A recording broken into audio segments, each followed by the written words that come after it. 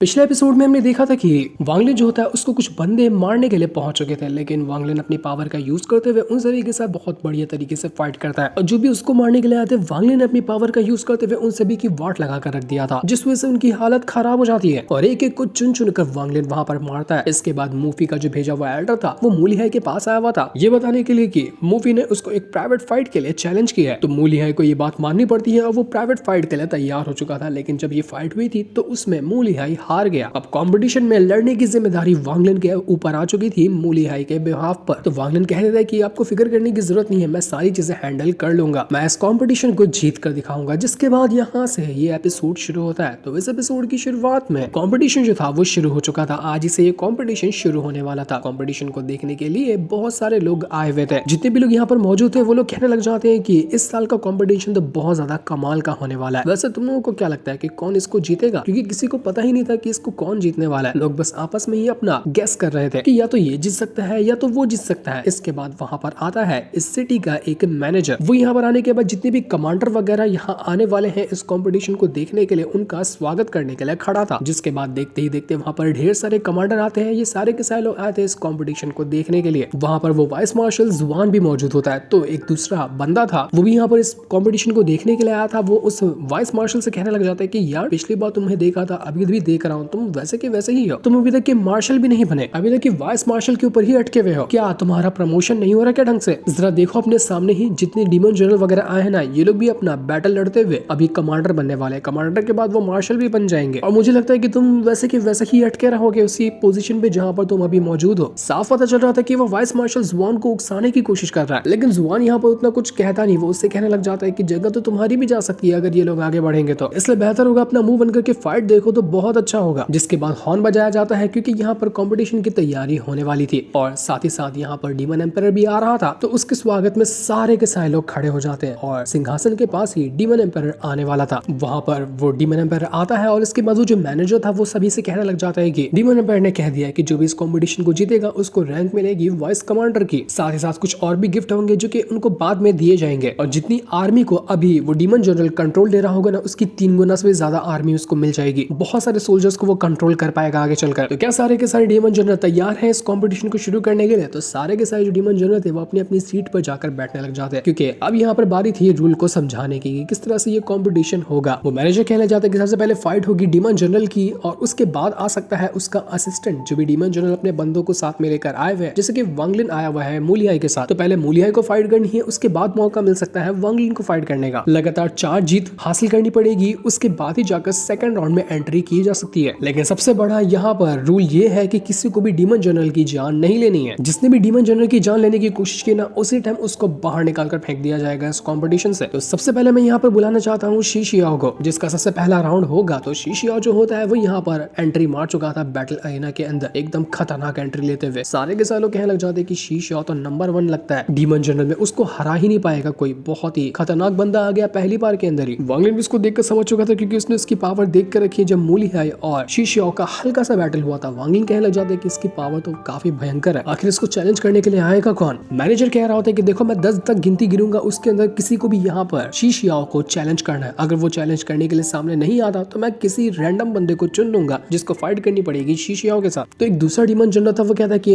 हाँ मैं हूँ यहाँ पर, मैं तैयार हूँ शीशियाओ से फाइट करने के लिए। तो दोनों के दोनों डीमन जनरल आ चुके थे बैटल लड़ने के लिए। जो नया डीमन जनरल आया था उसके पास एक खास तरह की पावर होती है जिसका नाम था 9 डेथ और 9 लाइफ्स, जो कि बहुत ही यूनिक एनर्जी होती है, जिसकी मदद से वो यहाँ पर इतना ज्यादा कॉन्फिडेंस दिखा रहा था कि मैं इस राउंड को जीत सकता हूँ। लेकिन बाकियों को पता था कि ये कोई मैच का नहीं है शीशियाओ के। शीशियाओ का मुकाबला करना एकदम नेक्स्ट टू इम्पॉसिबल होगा उसके लिए। बैटल शुरू होता है, वो डीमन जनरल अपनी पावर को एक्टिवेट करता है और शीशियाओ के ऊपर अटैक करने के लिए जा चुका था, लेकिन शीशियाओ कुछ खास करता ही नहीं, बस एक उंगली के सामने करता है कि उसके उंगली से निकलने वाला और ही उस डीमन जनरल को उठाकर दूर फेंक चुका था। डीमन जनरल की हालत पूरी तरह से खराब हो गई बस इतने मामूली से अटैक में, और एक ही सेकंड के अंदर शीशियाओ ये राउंड जीत चुका था। शीशियाओ उस डीमन जनरल से कहता है कि क्या तुम्हारा कोई असिस्टेंट है क्या? है तो उसको भेज दो, तुम्हारे बिहाफ पे वो फाइट कर लेगा। तो डीमन जनरल तो साइड हो चुका था, अब बारी थी उसके असिस्टेंट से फाइट करने की। ये थोड़ा सा पेटला लेकिन काफी ज्यादा डेंजरस दिख रहा था बंदा। लोग कहने जाते हैं कि ये तो जायंट स्पिरिट सेक्ट से आता है, वहाँ का काफी अजीब और मिस्टीरियस कल्टीवेटर है, ये बहुत ज्यादा कमाल का होगा, इसकी फाइट देखने में मजा आएगा। देखते कि यहाँ पर ये शीशियाओ को हरा पाता है या नहीं हरा पाता। लेकिन वांगलिन सोचने लग जाते कि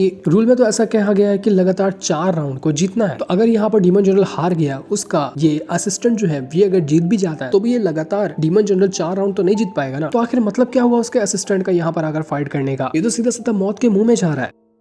जीतने के बाद भी उसको कुछ खास फायदा होने वाला नहीं है, लेकिन वो जो असिस्टेंट था वो अपनी पावर को एक्टिवेट कर रहा होता है ताकि किसी भी हालत में वो शी शियाओ को जान से मार सके। उसने अपने एक खास टेक्निक का यूज कर लिया था जिसका नाम था one force break all spell. मतलब उसका एक ही अटैक जितने भी सामने वाले के अटैक होंगे उसके सबके अटैक को डिस्ट्रॉय करने के लिए तैयार था। जैसे वो इस अटैक को रेडी करता है उसकी बहुत जायंट स्प्रिट तैयार हो चुकी थी और उसकी मदद से वो यहाँ पर अटैक करने के लिए तैयार था शी शियाओ के ऊपर। वो शी शियाओ को अपने जूते से ही कचर देता है, धस गया तो वो उसके जूते के अंदर ही, लेकिन उसको लगा कि शी शियाओ मर जाएगा पर शी शियाओ को कुछ भी नहीं हुआ था। वो वापस से वहां पर खड़ा होता है और उसके सामने आकर पहुंच चुका था। उसने जैसे अपनी पावर को एक्टिवेट किया उसके अंदर से ऐसी भयंकर पावर बाहर निकल कर आती है कि वो उस असिस्टेंट को एक ही अटैक के अंदर जमीन के अंदर धसा देता है। इतना खतरनाक इतना जायंट असिस्टेंट था लेकिन फिर भी वो यहाँ पर जमीन के अंदर धस गया। मानना पड़ेगा शी शियाओ जो है वो मामूली बंदा नहीं, ये बहुत ज्यादा स्ट्रॉन्ग है, तभी तो लोग उसकी इतनी चर्चा करते हैं कि ये पक्का इस कॉम्पिटिशन को भी जीत सकता है। उसका नमूना आज उसने यहाँ पर सबके सामने दिखा ही दिया था। इसके बाद तो वो यहाँ पर उस असिस्टेंट के ऊपर भी अटैक करते हुए उसका भी बहुत बुरा हाल कर देता, मार मार कर वो उसकी जान लेने वाला था। वो असिस्टेंट कहता है कि माफ कर दो मुझे, मैं अपनी हार मानता हूँ, मैं जाता हूँ यहाँ से, तुम इस राउंड को भी जीत गए। लेकिन शी शियाओ रुकने वाला नहीं था क्योंकि उसके पास ये तो रूल है कि वो डीमन जनरल को नहीं मार सकता लेकिन उसके असिस्टेंट को तो मार सकता है ना। तो जितने भी डीमन जनरल जीतते थे वो सामने वाले डीमन जनरल को तो नहीं मारते थे बल्कि अपना गुस्सा उतारते थे उसके असिस्टेंट के ऊपर। तो वांग भी समझ चुका था कि यार ये तो गलत बात है, डीमन जनरल को बचाते हैं ये लोग और उसके असिस्टेंट को तो भेड़ बकरी की तरह यहाँ पर जान से मार डालते हैं ताकि अपना अंदर का गुस्सा शांत किया जा सके। ऐसा करना तो बिल्कुल सही नहीं है। इसका मतलब ये तो सिर्फ एक एंटरटेनमेंट का गेम हो गया जो कि पावर में बैठे हुए लोग हैं वो लोग चला रहे हैं ताकि वो लोग इस फाइट को देखकर एंटरटेन हो सके। जो लोग असिस्टेंट है उनकी तो जिंदगी को कोई कीमत ही नहीं है। वांग खुद यहाँ पर एक असिस्टेंट था तो उसको ये चीज देखकर बिल्कुल भी अच्छा नहीं लग रहा था। शी शियाओ जो था वो धीरे धीरे करते हुए उस डीमन जनरल के असिस्टेंट की तरफ बढ़ना शुरू कर देता। वो असिस्टेंट बेचारा दर्द से चिल्ला रहा था, भीख मांग रहा था अपने जान की कि मुझे जान से मत मारो, मुझे बख्श दो, लेकिन शी शियाओ सुनता नहीं और बड़ी बेरहमी से वो उसके ऊपर अटैक करने लग जाता है। तड़पा तड़पा के वो उसको वहीं पर मार कर खत्म कर चुका था, चीथड़े उड़ाकर रख दिया उसने उसके शरीर के। बहुत ही ब्रूटल और बहुत ही घिनौना सीन होता है। बेचारा तड़पते रह गया था लेकिन उसकी बात उसने नहीं सुनी। वांग ले समझ चुका था कि यहाँ पर ना दया दिखाकर कोई मतलब नहीं होगा, तो मुझे खुद पहले से ही तैयार रहना होगा। इसके बाद शी शियाओ जो था वो मूली है से कहता है कि मूली है जरा इधर तो, अब मैं तुझसे फाइट करना चाहता हूँ। बैक टू बैक 2 राउंड में जीत चुका हूँ, एक डीमन जनरल को हराया, उसके असिस्टेंट को हराया, तीसरा तुझे हराकर और तेरे असिस्टेंट को हराकर मैं तुझे बाहर ही कर दूंगा। पुराना बहुत सारा हिसाब किताब है तुझसे लेना जो कि आज मैं यहाँ पर कंप्लीट करने वाला हूँ, तो क्या कहता है आजा जल्दी से। लेकिन मूली है कहने लग जाता है कि देखो मैं प्राइवेट फाइट ना मूफी के सामने हार चुका हूँ, इसलिए मैं यहाँ पर ये बैटल नहीं लड़ सकता, इसलिए वांग लिन जो है वो मेरी तरफ से 4 के 4 फाइट जीतेगा। अब प्राइवेट फाइट के अंदर ये रूल अप्लाई नहीं होता कि अगर एक हार जाए तो उसका असिस्टेंट फाइट करने जाएगा तो कोई मतलब नहीं होगा, जैसे कि इससे पहले डीमन जनरल के साथ हुआ था कि डीमन जनरल हार गया था, असिस्टेंट जीत भी जाए तो भी वैसे 4 कंटिन्यू फाइट को वो नहीं जीत सकता था। यहाँ पर वैसा सीन नहीं था, लेकिन अगर यहाँ पर वांग 4 जीत जाए तो ये राउंड वो क्लियर कर लेगा मूली हाई के बिहाफ पर। शी शियाओ कहता है कि तू फिर खड़ा क्या है वहां पर, जल्दी इधर आना। वो वांग लिन से कह रहा था कि आ मुझसे फाइट करके देखा। तो वांग लिन एकदम कड़क आवाज में एकदम शान के साथ कहता है कि मुझे उस फाइट में बिल्कुल भी मजा नहीं आता जिसमें मैं किसी की जान ना लूं। ये सुनकर तो जितने भी एल्डर कमांडर जितने भी लोग यहाँ पे बैटल देखने आते हैं वो लोग दंग रह जाते हैं कि भाई साहब एक असिस्टेंट होकर क्या बात कह रहा है, होश में तो है ना ये। लेकिन तब वो जो मैनेजर था वो शी शियाओ से कहता है कि देखो शी शियाओ, तुमने बैक टू बैक यहाँ पर डीमन जनरल उसके असिस्टेंट को हराया है, इसलिए रूल के मुताबिक तुम कंटिन्यू फाइट नहीं कर सकते, अब दूसरे की बारी होगी। मूल्य है अगर फाइट करने आता है तो उसके साथ कोई और फाइट करेगा, तुम अभी उससे फाइट नहीं कर सकते। तो यहाँ पर शी शियाओ बड़े गुस्से में चला जाता है कि यार अच्छा भला मौका हाथ से निकल गया, लेकिन वो वांग को एक तीखी नजर देखते हुए जाता है कि बेटा बच के रहना, तुझे छोड़ूंगा नहीं मैं, आने दे मौका मैच है, मैं तेरे साथ फिर से फाइट करते हुए तेरी जान लेकर आऊंगा। तो अब वो जो मैनेजर था वो वांग लिन को सामने बुलाता है कि मूल्य तो फाइट नहीं कर सकता ना, तू ही मैदान में आ जा। तो अब यहाँ पर वांग लिन खड़ा होता है और जिसको भी उससे चैलेंज करना है ना तो कोई भी यहाँ पर डीमन जनरल आ सकता है वांग लिन से फाइट करने के लिए। तो दूसरा कमांडर जो कि वाइस मार्शल जुआन की बेइज्जती कर रहा था वो उसको देखकर कहना चाहता है कि क्या तुम इस बंदे को जानते हो, क्योंकि जैसे ही बैटल अरेना के अंदर आया ना तुम्हारे एक्सप्रेशन बदल गए, मानो कि तुमने उसको पहले से देख कर रखा है। वैसे है कौन ये वांग लिन? वो जुआन जो था बता तो नहीं कि वांग लिन के एक ही अटैक ने उसका अंचर पंचर ढीला करके रखा था, वरना तो बेचारे की बेइज्जती हो जाती। लेकिन वो इतना जरूर कहता है कि मैं तुम्हें ना इस चीज की अभी से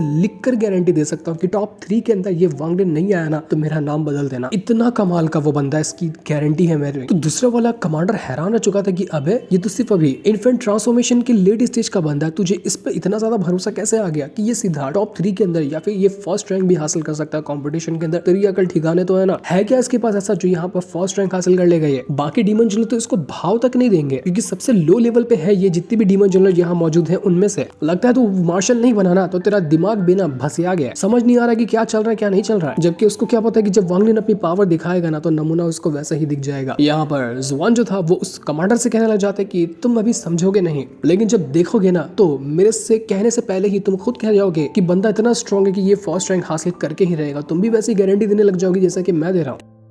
क्या कहते हो, शर्त लगाओ कि क्या मुझसे? मैं तुमसे शर्त लगाने के लिए तैयार हूँ। अगर ये वांग लिन फर्स्ट रैंक हासिल किया ना तो मैं उसके ऊपर अपना मेरे पास जो ओमेन फ्लैग है ना हेवनली वाला उसको दाव पे लगाता हूँ। अगर ये फर्स्ट रैंक हासिल नहीं किया तो मैं तुम्हें वो दे दूंगा, और अगर ये फर्स्ट रैंक हासिल करता है तो तुम मुझे क्या दोगे। वो दूसरा वाला कमांडर हैरान रह गया था कि भाई साहब तेरे तो सबसे कीमती है वो फ्लैग, तो क्या मुझे इतनी सी मामूली चीज के लिए वो फ्लैग दे देगा? इतना क्या भरोसा कर लिया तूने इस वांग लिन के ऊपर जो सीधा अपना फ्लैग दाव पे लगा दिया है। अच्छी बात है ये तो, अब तो मुझे आसानी के साथ वो फ्लैग मिल जाएगा। तो यहाँ पर जुआन कहना चाहता है कि अगर इसने फर्स्ट रैंक हासिल किया ना तो तेरे पास जो जुआन जियान पिल है ना वो मैं ले लूंगा। क्या कहता है, शर्त लगाएगा इसकी? देखते हैं कि शर्त कौन जीतता है। तो यहाँ पर वो बंदा कहने लग जाता है कि ठीक है, जब तुम यहाँ पर तैयार ही हो कि अपना फ्लैग मुझे देने के लिए तो ठीक है, मैं तुम्हारी शर्त मानने को तैयार हूँ। मैं अपनी जुआन जियान पिल तुम्हें दे दूंगा अगर इसने फर्स्ट रैंक हासिल किया तो, वरना तुम अपना फ्लैग मुझे देने के लिए तैयार रहना। जुआन जियान जो था वो अपने मन में कहना चाहता है कि जब ये वांग लिन एक अटैक में मेरा पूरा अंदर का सामान हिला सकता है तो जब ये अपनी पूरी फुल पावर का यूज करेगा तो कहाँ ही इसको कोई हरा पाएगा। लोग यहाँ पर बाहर से देख रहे हैं कि ये उतना स्ट्रॉन्ग नहीं लग रहा, लेकिन जब ये अटैक करने पे आएगा ना बहुत ज्यादा कमाल का होगा। इसलिए मैंने अपना फ्लैग इसके ऊपर दाव पे लगा दिया है, बस जीत जाए यहाँ पर तो मजा ही आ जाएगा। तो एक दूसरा बंदा था यहाँ पर, वो आता है और कहने लग जाता है कि मैं इस वांग लिन से फाइट करने के लिए तैयार हूँ। उसका नाम था आओदी। क्या ही फनी नाम था। वो कहते हैं कि जब मूलिया यहाँ पर फाइट करने के लिए नहीं आया तो उसके असिस्टेंट को हराना तो मेरे बाएं हाथ का खेल है, मैं बिल्कुल यहाँ पर इसको चैलेंज करता हूँ।